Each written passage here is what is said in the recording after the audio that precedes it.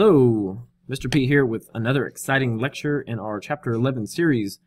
We've worked all the way through Mendelian genetics, and now we're on to sometimes a little more difficult to understand concept, but that is non-Mendelian genetics. And so we've talked a lot about complete dominance, and we've talked a lot about dominance and recessive, and what it means to be a dominant allele, and what it means to be a recessive allele. And just as a way of review, a dominant allele, remember, is usually denoted with an uppercase letter, and it masks the recessive allele. And so in eye color, for instance, an eye color isn't a complete dominance trait, but if it were, we know that brown eyes are dominant to blue eyes, or at least the allele that is expressed to produce brown eyes is dominant to the allele that expresses blue eyes. But we're moving out of Mendelian genetics. Remember that the ratios that we came up with in regular Mendelian genetics when we talked about monohybrid crosses were 3:1 phenotypic ratio. Remember, because we got a genotypic ratio of 1 to 2 to 1. 1 out of 4, or 1/4, 25% would be big A, big A. 2/4, or 1/2, would be big A, little a.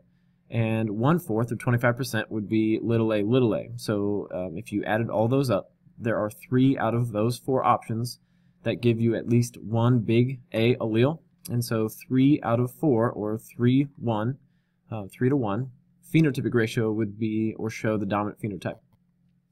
When we went into dihybrid crosses, we know that there was a 1 to 2 to 1 to 2 to 4 to 2 to 1 to 2 to 1 genotypic ratio. And that extrapolated to a 9 to 3 to 3 to 1 phenotypic ratio. So those ratios should probably be memorized. We're going to do a lot of crosses in class that's going to kind of prove those Mendelian ratios. But moving out of Mendelian genetics and into non-Mendelian genetics. And there are 5 examples or variations to Mendelian genetics that we're going to talk about in this lecture. Those 5 would be incomplete dominance, codominance, multiple alleles, polygenic inheritance, and those sex-linked traits. Specifically, alleles that are linked, or genes that are linked to the X chromosome. Okay, and we'll talk about it later, but remember, females are XX and males are XY. That's going to be really important when we talk about the frequency in which those genes can be passed on, or in which frequency those alleles can be passed on. Okay, so over here I show a couple, I don't know, pansies maybe, but we've got a red colored flower, we've got a white colored flower. In this case, red is the dominant color, white is the recessive color. We know that when a dominant, if I can get my pen, we know that a dominant allele, like big A, this dominant plant could be either big A, or big A, little a. And when you cross a dominant colored flower, in this case red, with a recessive flower, in Mendel's case, he crossed this true breeding parent with this true breeding parent, and he got 100% heterozygous individuals. Now, in regular dominance, we know that the 100% heterozygous offspring looked exactly like the dominant parent. When you cross a red colored flower with a white colored flower, and they're both complete homozygous, one is homozygous dominant, one is homozygous recessive, if they are true breeding individuals, you will get 100% heterozygous individuals, and 100% of their phenotypes would look identical to the dominant parent. That changes when we talk about incomplete dominance and codominance. In incomplete dominance, it's exactly what it sounds like. One allele is not completely dominant over another, and you will get a blended phenotype, in this case pink. When you cross a dominant colored red flower with a recessive colored white flower, you will receive 100% heterozygous individuals, just like we did with complete dominant Mendelian ratios. But because red isn't completely dominant over the white, you will get a pink colored heterozygous individual. With codominance, we typically will write 2 different letters. For instance, if red is codominant with white, we would use a big A allele for red, and we would use possibly a big B allele, because What does codominant sound like? Codominant sounds like they're dominant together, like co-workers work together, co-pilots pilot together, co-singers sing together. And so they would both be dominant. One wouldn't be dominant over the other. So we would have a big A and a big B, and they would both be dominant, and so they would both be expressed equally. So you would have flowers, in this case, that are red and white. They wouldn't be pink. They would be red and white. Because red is dominant, white is dominant, they're going to be expressed in equal frequency.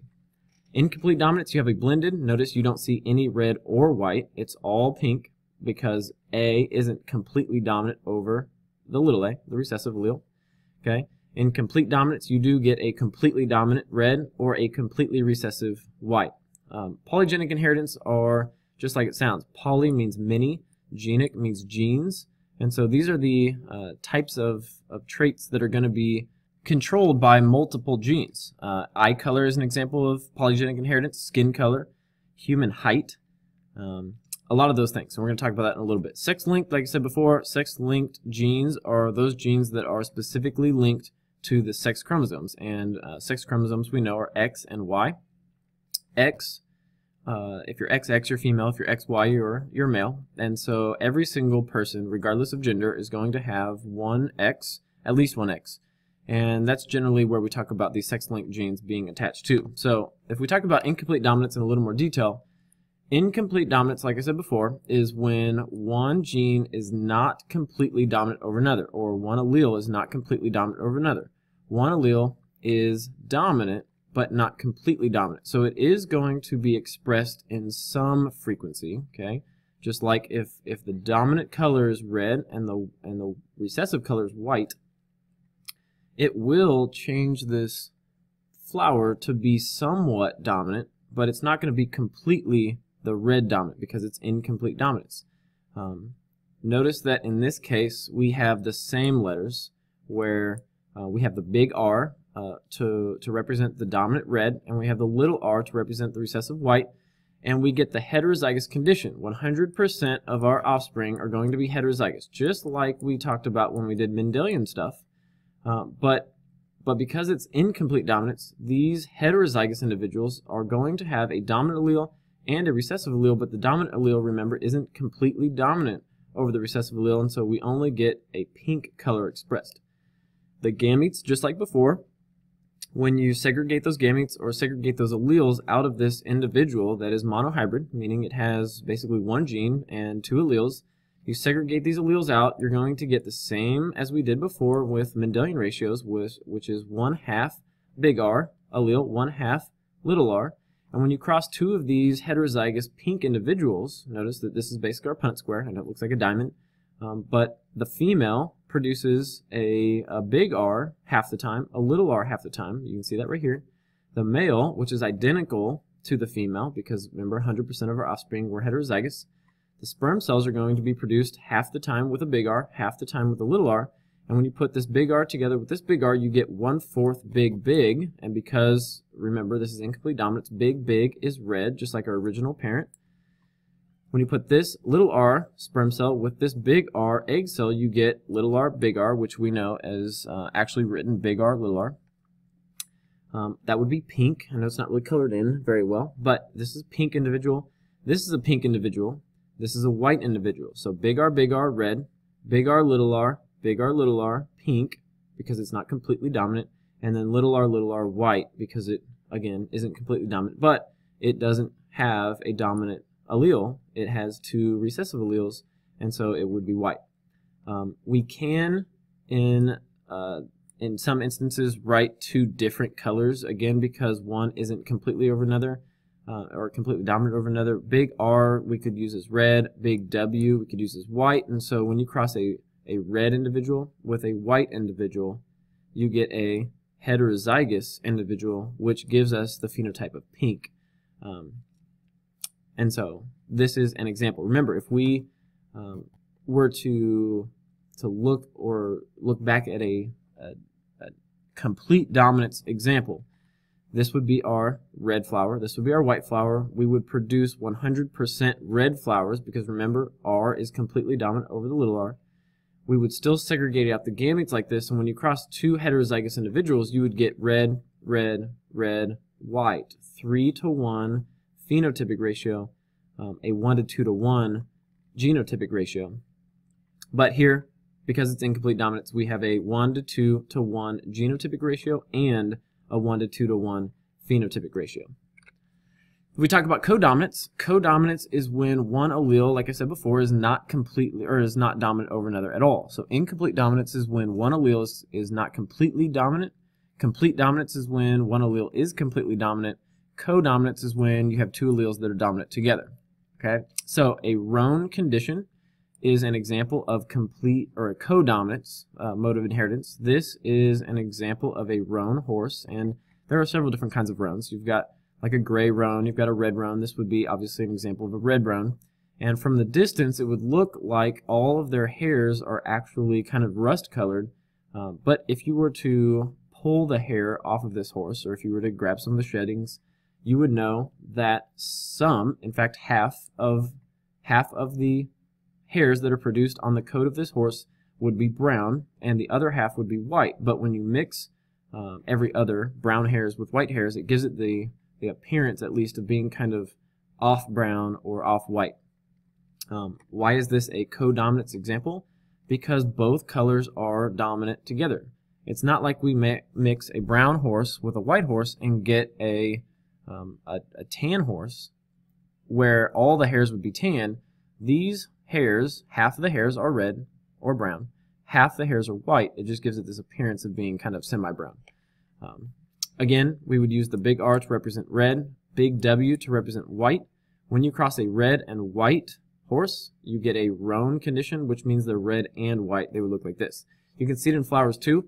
If you cross a red flower with a white flower, and those flowers are going to belong to this codominance mode of inheritance, you're going to see that some of the white is going to be expressed and some of the red is going to be expressed. Notice there isn't pink on this flower. It is red and white. In the last example with incomplete dominance, you saw pink, no red and white. It was just pink. So codominance is different than incomplete dominance and regular complete dominance. Multiple alleles. One of the most famous multiple allele examples would be blood types. Hopefully by now you know that there are four blood types, but the four blood types are dictated by three alleles. We have an A allele, we have a B allele, and we have an O allele. You also know that because you're a diploid organism, you have two alleles per gene. And so we have to have two of these three alleles. You can have two A's, you can have two B's, you can have two O's, you can have an A and an O, you can have a B and an O, and you can have an AB. If you have an A and an A, you are blood type A. If you have an AO, you're blood type A as well. So these two genotypes are blood type A, and blood type A would be kind of our phenotype. And I know A is a letter, and we've been using letters to represent genotypes, but blood type A would be your phenotype. If you were blood type B, you could be either type B, or have a B allele and a B allele, or you could have a B allele and an O allele. If you're blood type AB, you have to have an A allele and a B allele. If you're type O, you have to have an O and an O allele. So one of the reasons why multiple alleles is kind of confusing, or could be confusing, is that you have three alleles that constitute four different phenotypes, four different blood types.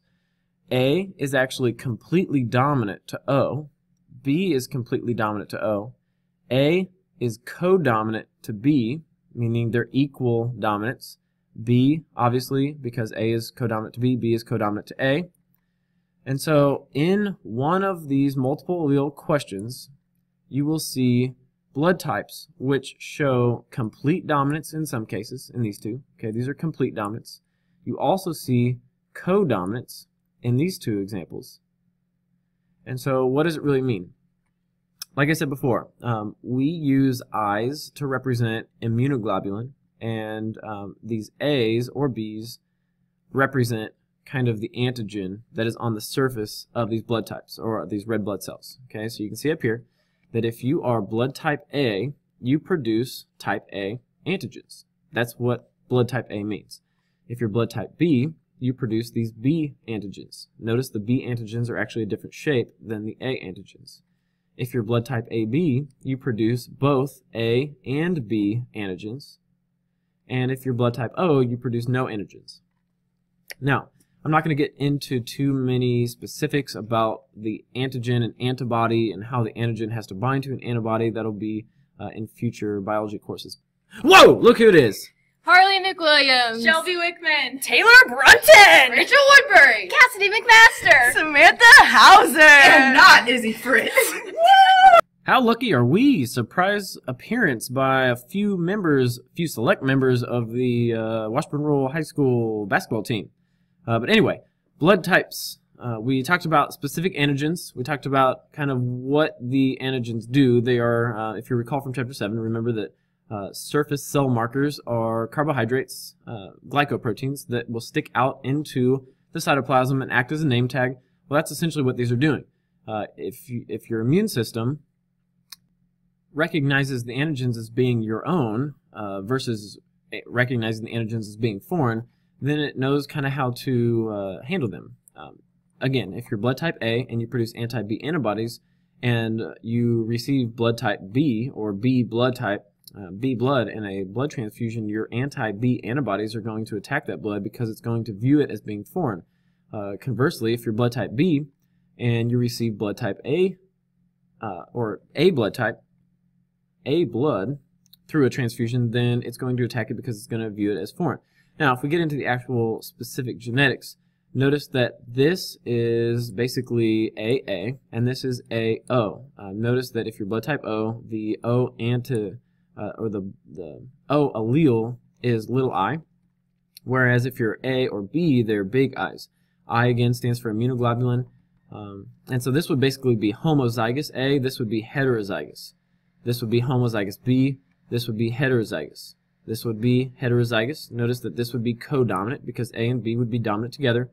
This would be complete dominance in this case, and this case because B and A are completely dominant over O. Again, because you're blood type A or blood type B, you're not AO. And then O is completely recessive over all the other ones. And the only way to be O phenotypically is to have two recessive alleles. Blood type O is said to be the universal donor because they can donate blood to anybody. And it makes sense because if you're blood type A and you produce produce B antibodies, then you cannot receive B blood, which means you can't receive AB blood, which means you can only get blood that is type A or O. O can give blood to anybody. O can give blood to B. O can give blood to type AB. Blood can give O to A. And because O has no antigens on the surface of that blood cell. AB is the universal recipient because they don't produce antibodies and because their natural cells have A antigens and B antigens on the surface. They can receive blood from anybody. They can get blood from O, they can get blood from B, they can get blood from A. So they are considered the universal recipient, while O is the universal donor. A obviously can give blood to type A or AB. B can give blood to type B or AB. O can only receive type O blood because they produce antibodies to both A and B. Multiple alleles, another multiple alleles example. Unlike the blood types, remember blood types have an A allele, B allele, and O allele. There is a dominant C allele in fur color for rabbits. There is a CH allele, an H allele, and a recessive C allele, which will be expressed as albino. So you've got 4 alleles in this case. We can only have 2 alleles, we know, because diploid organisms have 1 allele from mom, 1 allele from dad. They range from dominant to recessive going in this direction, so big C is dominant to all 3 of these. Little c is recessive to all 3 of these. CCH, or the CH allele, is recessive to dominant C, big C, but is dominant. So CH allele is recessive to big C, but is dominant to these 2. Himalayan, the H allele, is actually recessive to these 2, but is dominant to this one. And like I said before, this one is completely recessive to all 3 of these. So what does it mean? There are 4 different phenotypes. You've got a wild type, which is brown fur. It's like the rabbit you usually see in your yard. You have a chinchilla, which is not a chinchilla animal. It's a chinchilla fur pattern where you have black-tipped white fur. So you have white fur, but the very tips of the hair are black. You've got Himalayan, which is kind of like the Siamese cat, where they have black fur on their extremities, ears, nose, mouth, feet. And then albino is your most recessive, and that's where you lack pigmentation, both in your skin and your hair, eyes, nose, that kind of thing. So a wild type genotype can be C. That's your wild type. We use plus signs to represent wild type. That's basically your most dominant. C, CH, CCH. 2 CH alleles will give you chinchilla. 2 H alleles will give you Himalayan. 2 C's, lowercase c's, will give you albino. But you can mix and match. Okay, so if you had a C plus and then a little c, so if we replace this one with one of the little c's, it would still be wild type because you have 2 alleles, and the big C is dominant to the little c. If you took one of these CH alleles out and you did a CH, it would have a Himalayan allele and a chinchilla allele, but because chinchilla is dominant to Himalayan, it would be chinchilla. And so does that make sense? While there are multiple alleles, the alleles that make up that multiple allele example are dominant or recessive. Polygenic inheritance is that fourth example. And polygenic, like I said before, poly means many, genic means genes, and so these are traits that are inherited as a result of multiple genes. And notice that in this example, skin color in humans, we actually have 3 different genes. We have an A gene, B gene, and C gene. The recessive alleles will give you very light skin pigmentation. The dominant alleles will give you very dark skin pigmentation. In this example, when you cross a completely homozygous recessive individual that shows very light skin pigmentation with an individual that is extremely dark skin pigmentation or homozygous dominant, you will get 100% heterozygous for all 3 genes. And so notice that this individual is exactly the same as this individual. They are exactly in the middle. And so when you cross 2 trihybrid heterozygous individuals, these would be the 8 egg cell combinations. These would be the 8 sperm cell combinations. And since this is a trihybrid, the Punnett square will have 64 boxes. It's an 8 by 8. And so you would actually get this distribution if you graphed the phenotypes. 1/64th would be very light, like the original parent. 1/64th would be very dark, like the original parent. But the majority of the phenotypes would be right here in the middle of this bell curve. Okay, so the majority of the individuals would be right here in the middle. They wouldn't be really light, they wouldn't be really dark, they would just be kind of in the middle. And if you look at humans in your classroom or in Kansas or just even in the world, you'll notice that there are several different skin color phenotypes. If this was a Mendelian mode of inheritance, you would see dark skin or light skin. You would see red flowers or white flowers. You would see tall pea plant or short pea plant. You would see constricted pea pods or full or round pea pods. Okay, but because human skin color is not a Mendelian mode of inheritance and it's a polygenic inheritance, you have several different variations, and there's a whole kind of there's a whole timeline, so to speak, of very light to very dark in terms of human skin colors. Now, if you looked at human height, it would be the exact same thing. Very few people would be very short. Very few people would be very tall. The majority of the individuals on the world would be right in here, which is why we have, or why we have an average height. Okay. Polygenic inheritance. Sex-linked. Sex-linked is a mode of inheritance that is specifically located on the X chromosome. Remember, males only have 1 X chromosome, while females have 2 X chromosomes. And because females have 2 X chromosomes, they are much less likely to acquire an X-linked disease. Why? Because they kind of have this ability to turn on or off one of their X's. Now, men or males can live a perfectly normal, healthy life with 1 X, and so you would imagine that females can do the same thing. And so if females have a genetic disorder linked to one of their X's, they actually can kind of express the good X, or the allele on their good X that is non-diseased, kind of masks or dominates the X allele that is afflicted. Okay, and so males cannot do that. And so things like colorblindness, male pattern baldness, and hemophilia are actually 3 disorders or 3 items that are linked to the X chromosome, which is the reason why these 3 things are way more common in males than they are females.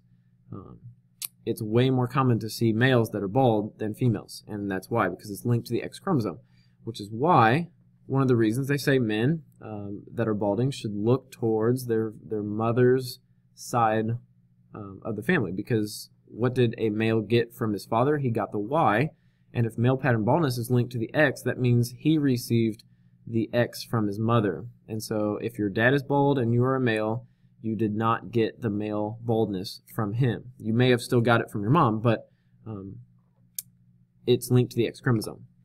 Now if we look at color blindness specifically, and notice that the colorblind is linked to the X, the colorblind disorder is linked to the X. Here's a normal male, it's big C, linked to the X. Here's colorblind male, it's a little c, recessive allele. Okay, so it's a X-linked recessive disorder. The Y is kind of a half chromosome. Remember, if you're XY, you're male. If you're XX, you're female. So this would be the female. The female gametes would be the eggs in both cases. The male gametes would be the sperm cells. If you have a colorblind male, you will separate these out and produce gametes, and your sperm cells will be colorblind 50% of the time, and you'll pass on a Y 50% of the time. So this Y will be passed on, and this X colorblindness will be passed on 50% of the time. So this is 1/2. This is 1/2. The gametes in the female's case, this female is a carrier, heterozygous, for colorblindness. So she's got a normal X, and she also has the colorblindness X. This female is not colorblind, but she's a carrier for colorblindness. And when she passes on her gametes, half of the time her eggs are normal, half the time her eggs pass on the colorblindness allele.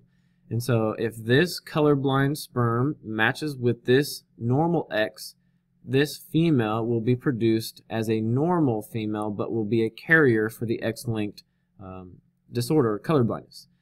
If this egg matches up with this Y, because the X-linked colorblindness isn't linked to the Y, this will be a normal male. You will get the X from your mom and the Y from your dad. You'll be a normal male, you will not carry it. If this colorblindness sperm cell matches with this colorblind egg cell, you will get a colorblind female. XX, both of them are colorblind. She does not have another kind of normal X to match that or to mask it, so it will be a colorblind female. And if the colorblind egg matches with the Y, on the sperm cell, then you will get a colorblind male. So, out of this cross, a colorblind male with a heterozygous carrier female, 50% of the males will be colorblind, 50% of the females will be colorblind, but all of the females will be a guaranteed carrier. In this example, a normal male with a heterozygous female, 50% of the males will be colorblind, 50% will be normal, but no females will be colorblind because they did not receive the colorblind X from their father. They received a good X or a normal X from their father, and so in this case, 25% of our total offspring, or 50% of the females, will be a carrier because they got that X-linked allele from their mother. That's going to do it for Lecture 4 of Chapter 11. As a recap, we talked about incomplete dominance, we talked about codominance, we talked about polygenic traits, we talked about multiple alleles, and X-linked or sex-linked modes of inheritance. All 5 of those are non-Mendelian ratios. Hopefully you saw a little difference or a little variation between all 5 of those and what we did earlier in class with the Mendelian ratio stuff. We will do multiple examples or a bunch of examples later on this week. But until then, study hard and see ya.